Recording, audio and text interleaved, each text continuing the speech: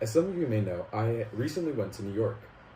I got many books there, including these, but also, more importantly, another one on diseases. I'll go show you. Here are the books here. We have a bunch of different medical books. However, the single book I got was this big one.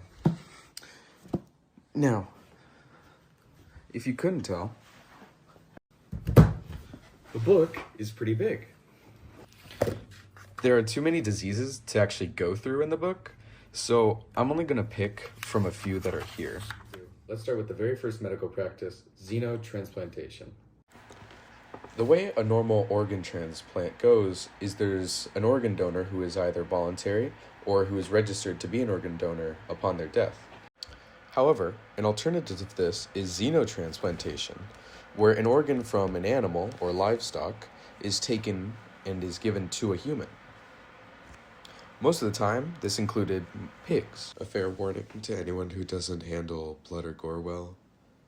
There isn't a whole lot, but there is some. I'll give you a fair warning. In this animation, it depicts xenotransplantation of human kidneys with a pig's kidneys.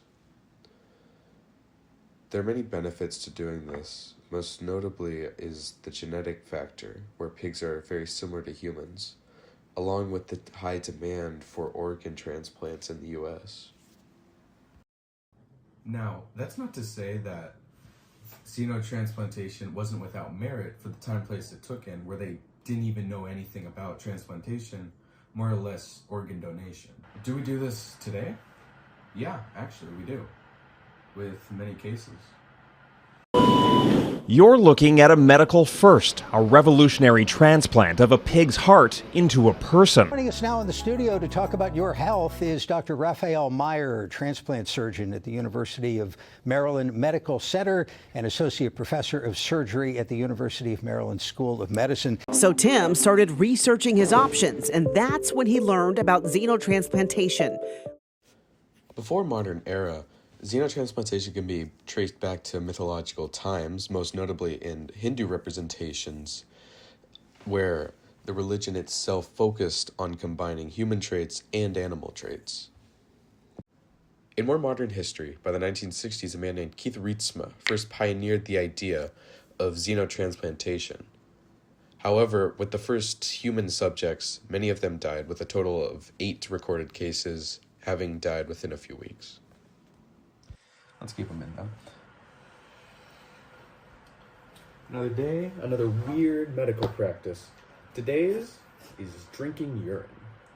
What the freaks in class will imagine when I say to drink urine, they'll probably think of this image, which is the first image to appear on Google when you search this. However, there is much to know about this practice than one may assume or hope against. The practice goes back to ancient Egyptians. Urine tests were done by both spreading on a field to see if someone was pregnant and consumption for ceremonial and medicinal purposes. Going to the Common Era, in medieval Europe, urine samples were used to detect diseases in people who were thought to be sick. Usually, this was done by using urine samples sent in by a patient to get the results much later. They would test with microscopes, chemicals, and usually taste. In the modern day, instead of using a tongue, we use a machine that filters the urine, cleans it out, and from there the disease can be detected using a human eye or a program. Since there is no historical documentation for such cases in the medieval times, the practice itself is widely unknown. Overall, however, the practice has since been discontinued for its lack of usefulness within the medical community. Another day, another weird medical practice. Today's, I know the other two were not your cup of tea, so I'm a pro. Watch me sell this third one. Crystal meth. Crystal meth, or methamphetamine, is a narcotic used throughout history as a stimulant. Most people know it from Heisenberg, However, another famous German man was known to take crystal meth with his injections. Yes, Hitler took stimulants with his drugs for a few reasons.